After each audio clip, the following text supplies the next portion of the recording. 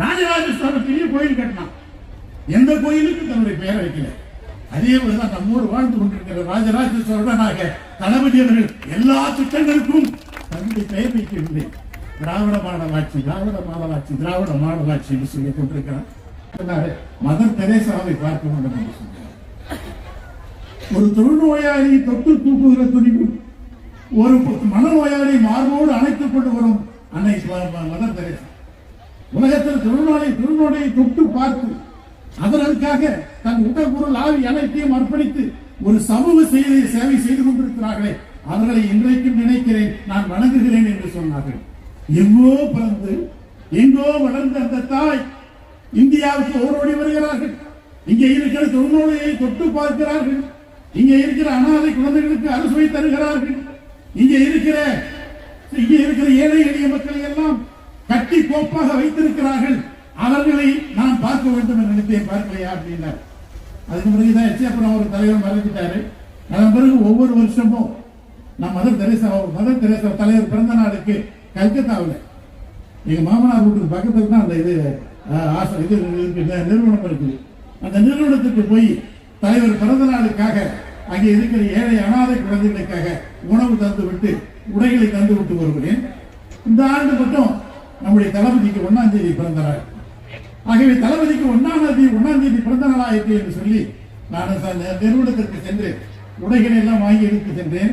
கொடுத்துட்டு அந்த மதர்லாம் இருந்தாங்க, அந்த அவங்களாம் வந்து பார்த்துட்டு சொன்னாங்க, எங்கிருந்து வரீங்கன்னு கேட்டாங்க.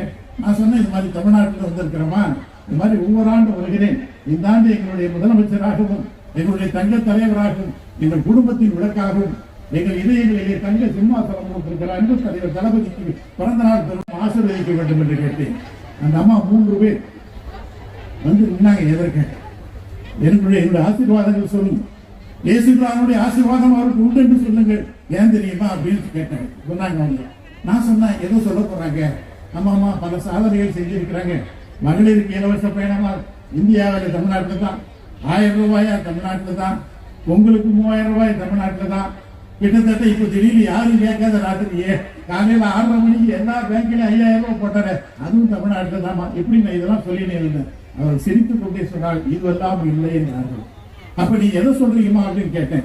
அந்த அம்மையார் சொன்னார்கள், மதர் தெரேசா நிறுவனத்தில் இருக்கிற 3 பேரும் என்னை பார்த்து சொன்னார்கள், அதுவெல்லாம் இல்லை. இயேசு எதை நினைத்தார்களோ, மதர் தெரேசா எதை விரும்பினார்களோ அதை உங்கள் முதலமைச்சர் செய்திருக்கிறார் என்று சொன்னார். ஆனா இவ்வளவு திட்டங்கள் சொல்லணும்னா அதெல்லாம் என்ன கேட்டேன். அதெல்லாம் இல்ல. அவர் என்ன செய்தார் தெரியுமா? தாயும் இல்லை, தந்தையும் இல்லை, அனாதையாக இருக்கிற குழந்தைகளுக்கு 2000 ரூபாய் அள்ளி தந்திருக்கிறாரு.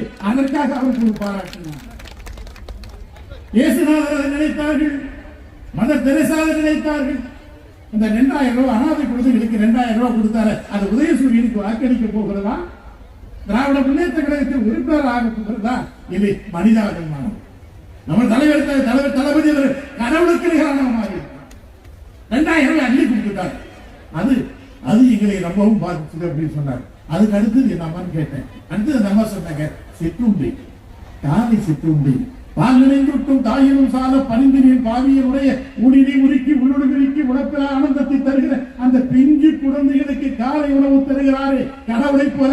அதற்காக அவங்க ஒரு பாராட்டு. என்னடா இது, நமக்கு தெரியாத விஷயம் கூட இந்த அம்மா சொல்றாங்களே, என்னதான் இது இருக்குது, எதை வச்சு இதெல்லாம் பேசுறாங்க அப்படின்னு சொல்லிட்டு நான் ஒவ்வொன்னா பேசிட்டு இருந்தேன். அப்புறம் பாத்தீங்கன்னா துப்புரவு தொழிலாளி, அது கூட பேரை மாற்றிட்டாங்க.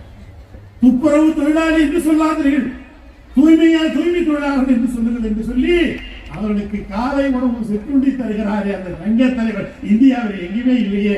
வாக்களிக்கிறது மட்டுமா அதை சொன்னாங்க. அதுக்கு அடுத்தது சொன்னாங்க, மிரண்டு போயிட்டேன். அது மொத்தமே 4 தான் சொன்னாங்க. அதுக்கு அடுத்தது சொன்னாங்க, ஒண்ணுமில்லை, காலனி என்கிற வார்த்தையை எடுத்திருக்கிறார்கள்.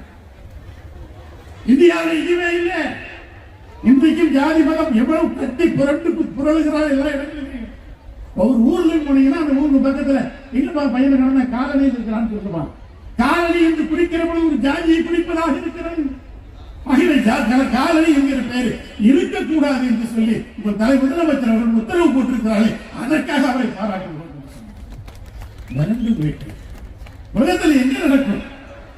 எப்படிப்பட்ட முதலமைச்சர்? எதை நினைக்கிறார்கள்? எங்கோ இருக்கிறவர்களுக்கு கூட கருணை காட்டுகிற கருணை உள்ளமாக இருக்கிறார்களே, அந்த தலைவருடைய ஆட்சி தானே 5 ஆண்டுகள். இந்தியாவில் எங்க நடக்குது? சமீபத்தில் எல்லாம் பற்றி